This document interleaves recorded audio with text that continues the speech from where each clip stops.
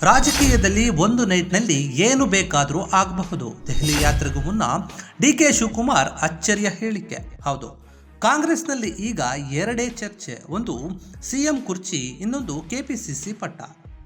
ಒಂದರ ಹಿಡಿತ DCM DK ಶಿವಕುಮಾರ್ಗೆ ಸಿಕ್ಕಾಗಿದೆ, ಇನ್ನೊಂದರ ಮೇಲೆ ಕೂರಲು ಪೈಪೋಟಿ ನಡೆಸ್ತಾ ಇದ್ದಾರೆ. ಆದರೆ ಅಹಿಂದ ಬಣ ಇದಕ್ಕೆ ಬಿಡ್ತಾನೇ ಇಲ್ಲ. ಡಿಕೆ ಶಿವಕುಮಾರ್ ಕಣ್ಣಿಟ್ಟಿರುವ ಪಟ್ಟಕ್ಕೆಲ್ಲ ಟೆವಲ್ ಹಾಕಿ ಅಡ್ಡಗಾಲು ಹಾಕ್ತಾ ಇದ್ದಾರೆ. ಇದರ ಮಧ್ಯೆ 2028ರ ನಾಯಕತ್ವದ ಚರ್ಚೆ ಈಗಾಗಲೇ ಶುರುವಾಗಿದೆ.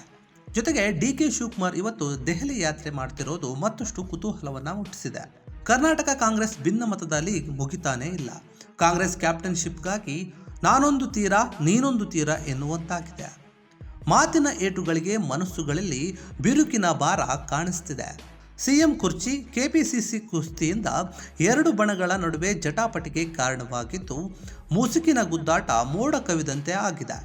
ಇದೀಗ ಸಿಎಂ ಕೆಪಿಸಿಸಿ ಅಧ್ಯಕ್ಷನ ಚರ್ಚೆ ಜೊತೆಗೆ ನಾಯಕತ್ವದ ಕದನ ಏರ್ಪಟ್ಟಿದೆ. ಇನ್ನು ಡಿಕೆ ಶಿವಕುಮಾರ್ ಮೊನ್ನೆಯಷ್ಟೇ ವೇದಿಕೆಯ ಒಂದು ಕಾರ್ಯಕ್ರಮದಲ್ಲಿ ನನ್ನ ಲೀಡರ್ಶಿಪ್ನಲ್ಲೇ ಚುನಾವಣೆ ಎನ್ನುವ ದಾಟಿಯಲ್ಲಿ ಡಿಸಿಎಂ ಡಿಕೆ ಶಿವಕುಮಾರ್ ಮಾತನಾಡಿದ್ರು. ಇನ್ನು 8 ವರ್ಷ ಎಲ್ಲೂ ಹೋಗಲ್ಲ ಅಂತ ಹೊಸ ಸಂದೇಶವನ್ನ ಸಾರಿದ್ರು. ಇದೀಗ ತಾವೇ ಆಡಿದಂತಹ ಮಾತಿಗೆ ಉಲ್ಟಾ ಹೊಡೆದಿದ್ದಾರೆ ಡಿಸಿಎಂ. 2028ರ ಚುನಾವಣೆಯ ಸಮಯಕ್ಕೆ ನಾನು ಯಾವುದೇ ಹುದ್ದೆಯಲ್ಲಿದ್ದರೂ ನನ್ನ ಪಕ್ಷದ ಒಂದು ಮುನ್ನಡೆಸುವ ಕಾರ್ಯವನ್ನು ನಾನು ಮಾಡ್ತೇನೆ. ನಾನು ಏನೇ ಆಗಬಹುದು, ಅದು ಮುಖ್ಯವಲ್ಲ.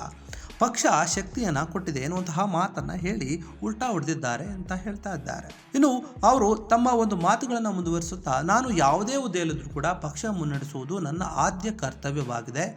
ಸ್ಥಾನಮಾನಗಳು ಪಕ್ಷ ಮುನ್ನಡೆಸಲು ಸಹಾಯ ಮಾಡೋದಿಲ್ಲ.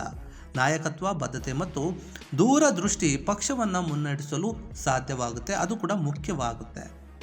ಇನ್ನು ಮುಂದೆ XYZ ಯಾವುದೇ ಆಗಿರಲಿ, ಅದು ಮುಖ್ಯ ಅಲ್ಲ.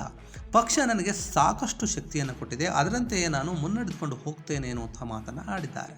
ನಾಯಕತ್ವದ ಬಗ್ಗೆ ಮಾತನಾಡಿದ ಡಿಕೆ ಶಿವಕುಮಾರ್ ರಾಜಕೀಯದ ಒಂದು ರಂಗಿನ ಆಟಗಳ ಬಗ್ಗೆ ವಿವರಿಸಿದ್ದಾರೆ.